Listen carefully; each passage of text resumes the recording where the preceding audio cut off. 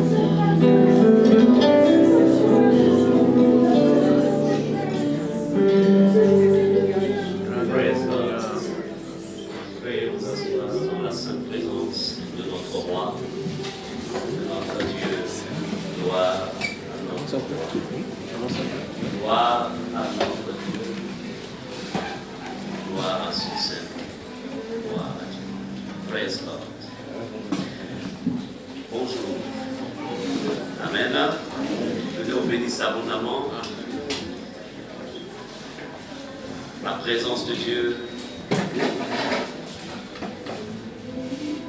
C'est tout ce que nous recherchons quand nous venons dans sa maison, sa présence. Sa présence nous comble. Sa présence peut nous faire ressentir l'amour de notre Dieu. Sa présence nous fait du bien. Alléluia. Le psalmiste a pu dire un jour dans ta présence vaut mieux que 1000 ailleurs. Un jour dans sa présence. Nous bénissons donc notre Dieu pour la gloire, la grâce qu'il nous accorde de célébrer en ce jour où le Saint-Esprit descendit de manière glorieuse sur la terre il y a plus de 2000 ans. Est-ce que nous pouvons nous lever et acclamer le Saint-Esprit?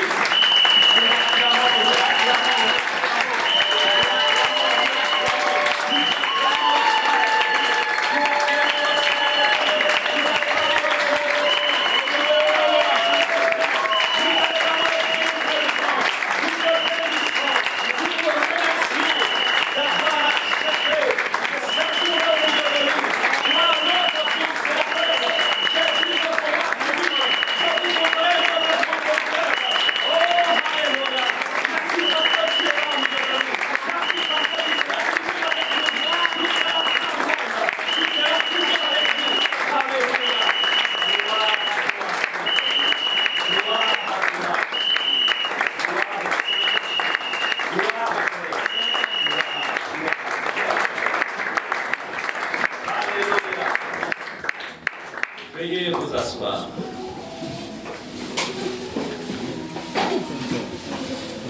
En Dieu, il y a 3 personnes distinctes, mais formant un seul Dieu. Le Père, le Fils et le Saint-Esprit.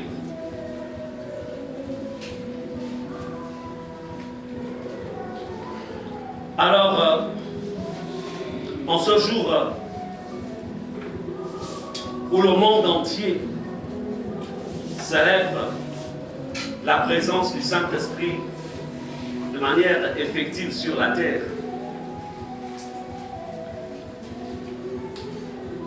le thème, pendant que je préparais ce moment, j'ai demandé au Seigneur, qu'est-ce que tu voudrais que je partage à ton peuple à ce petit troupeau? Et il m'a dit, enseigne-leur sur la connaissance du Saint-Esprit comme un guide. Connaître le Saint-Esprit comme un guide. Est-ce qu'on peut répéter connaître le Saint-Esprit comme un guide?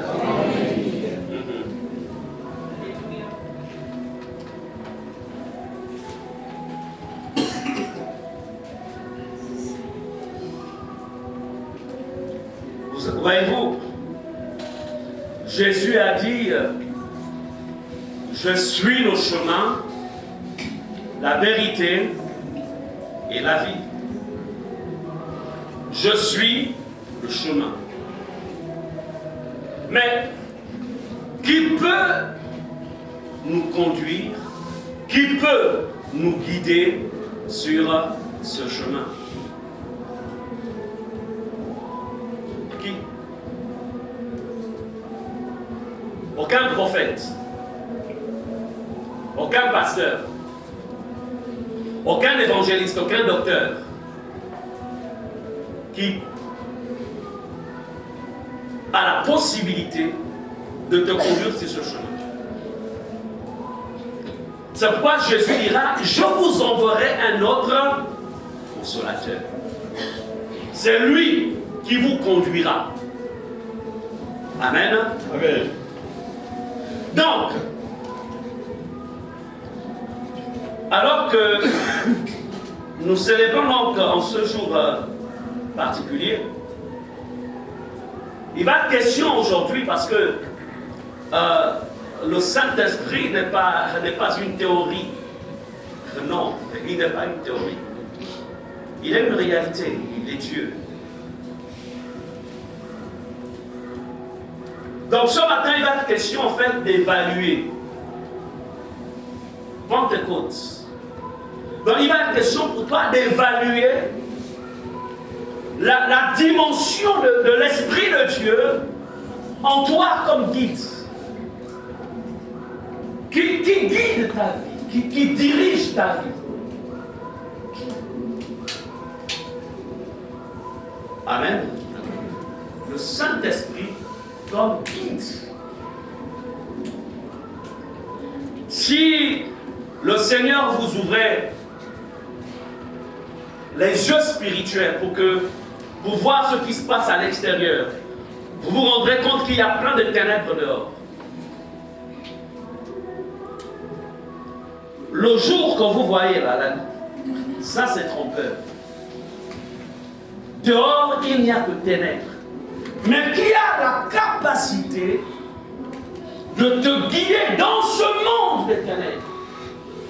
Qui a la capacité de t'éclairer afin que tu saches où mettre ton pied? Amen. Amen. Le Saint-Esprit comme guide. Beaucoup de chrétiens, je ne parlerai pas des gens du monde parce que le monde a besoin de Jésus. Comme nous aussi, nous étions des leurs. Pourquoi beaucoup de chrétiens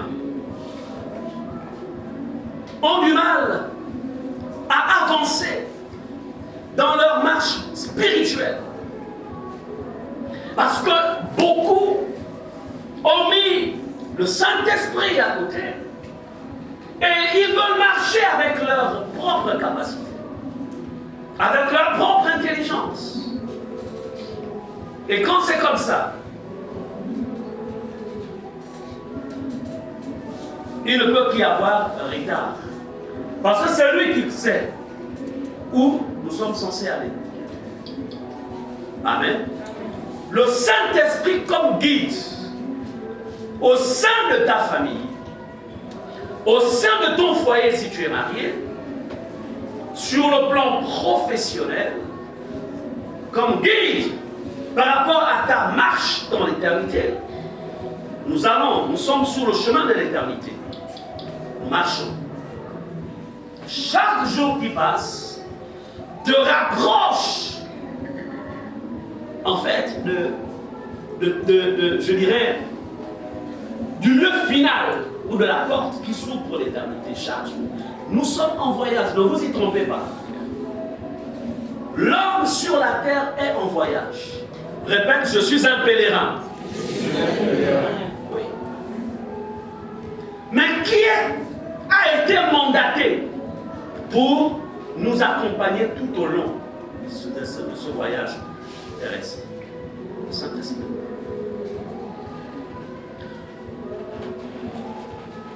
Alors, nous avons besoin de ce guide. Tu as besoin de ce guide. Tu dois lui accorder la place qui lui est due en toi. Il est un guide. Il est celui qui sait.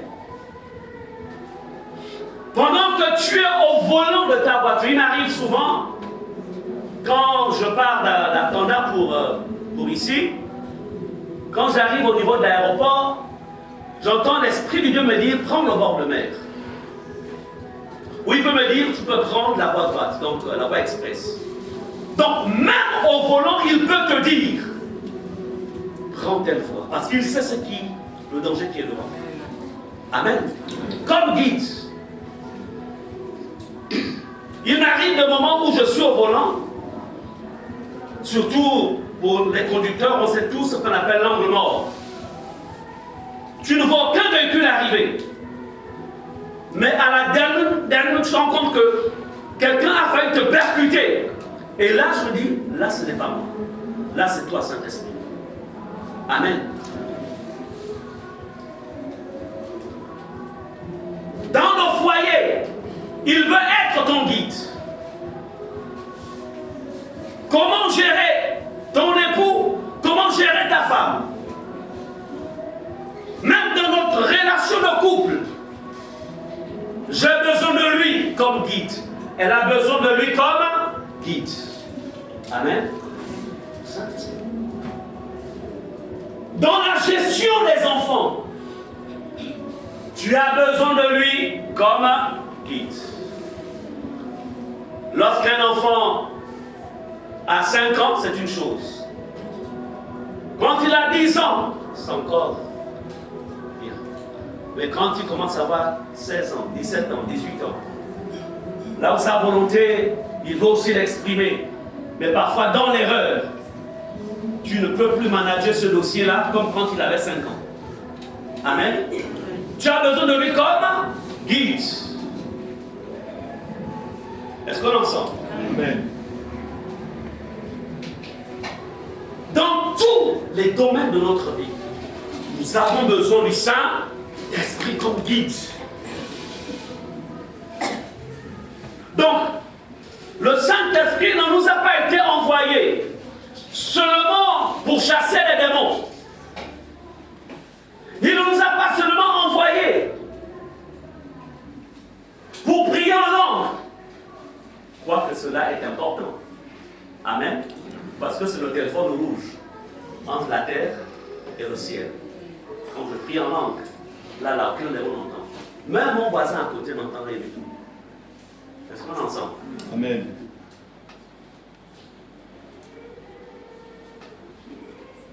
Le Saint-Esprit, il est temps, Église, que vous preniez le Saint-Esprit comme un ami fidèle. Le Saint-Esprit, même ma femme, n'est pas plus proche de moi que le Saint-Esprit. Et moi, je ne suis pas plus proche d'elle. Le Saint-Esprit veut être plus proche de toi que la personne la plus aimée dans ta vie. L'Esprit de Dieu. C'est une personne. Amen. La première chose pour que vous puissiez bénéficier de l'action ou du ministère, c'est le bon terme, pour que vous puissiez bénéficier du ministère du Saint-Esprit, il faudrait que vous le considériez comme un être divin. Il est Dieu. Répétons, il est Dieu. Il est Dieu. Mais il n'est pas au ciel d'abord. Il est sur la terre. Dieu le Père est au ciel. Jésus est au ciel. C'est le Saint-Esprit qui est sur la terre. Maintenant, Jésus dans sa dimension de Dieu, Dieu omniprésent, sa présence remplit l'univers. Amen. Dieu le Père dans sa dimension d'omniscient et d'omniprésent, sa présence remplit l'univers. Mais sur le plan juridique, c'est le Saint-Esprit qui a été mandaté pour être avec nous sur la terre. Amen. Amen. Je peux vous dire une chose.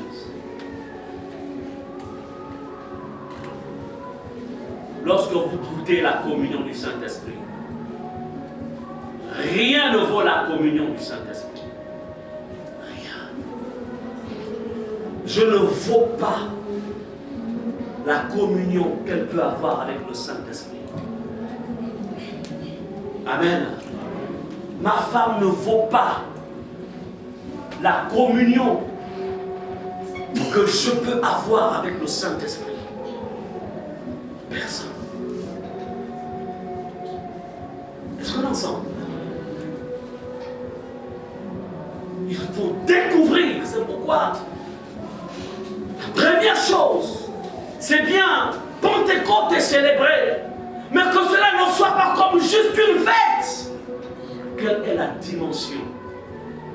Est-ce que tu en as avec lui? Où est-ce que nous en sommes avec lui? Avec le Saint-Esprit.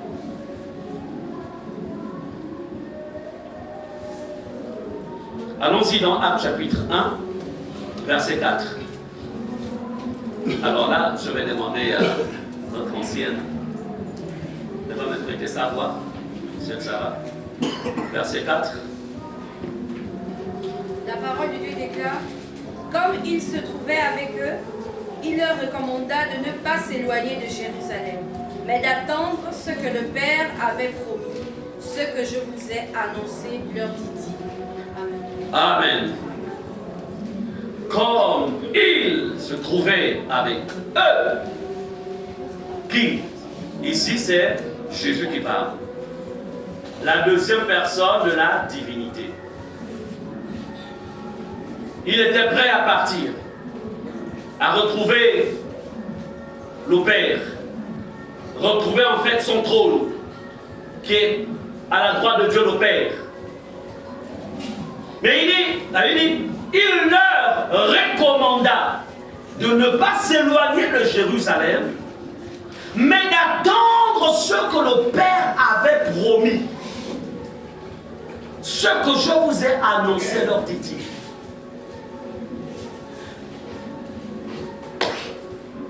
Église, Jésus a passé 3 ans avec 12 disciples. Il les enseignait tous les jours. Bon, c'est vrai qu'ici dans Acte 1, 12 moins 1, puisque Judas s'était déjà pendu. Il a passé 3 ans, jour après jour. Il les a formés. Ils avaient la connaissance. Ils allaient en mission accomplir les miracles. Ils prêchaient la parole, des conversions se faisaient. Ils s'apprêtent à partir. Et il leur dit, au-delà de toute cette formation, ne bougez pas. Au-delà de la connaissance que j'ai placée en vous, que je vous ai inoculé, ne bougez pas. Ne bouge pas de Jérusalem. Amen. Restez à Jérusalem. N'allez ni en Judée, n'allez ni en Samarie, n'allez en fait dans aucune autre ville. Restez à Jérusalem. Je voudrais te dire ce matin, il y a un lieu que Dieu se choisit toujours pour que tu sois constamment rempli. Amen. Dieu avait dit, Jésus dit aux disciples, à ses disciples, il dit ne bouge pas, ne bougez pas, restez à Jérusalem, reste dans ce lieu, ne sois pas un chrétien qui voltige partout, reste là où tu sais qu'il y a ma présence, reste là où tu sais qu'il y a mon hôtel, reste là où tu sais qu'il y a la révélation de ma personne, reste à Jérusalem. Amen. Lorsque tu as goûté que Jésus est là, reste. Bouge pas. Le Saint-Esprit n'attendait pas les disciples en Samarie. Il ne les attendait pas en Juda, plutôt en Judée au temps du roi. Il les attendait où? À Jérusalem. Et à Jérusalem, il y avait un endroit qu'on appelait la chambre haute. Là encore, ce n'était pas à Guinée, ce n'était pas à Oveno, ce n'était pas à Nikwala, ce n'était pas à Kanda. Il y avait un lieu bien précis. Apprenez à repérer le lieu de ta chambre haute.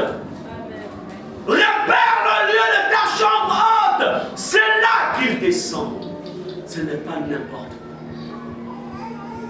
Est-ce qu'on est ensemble?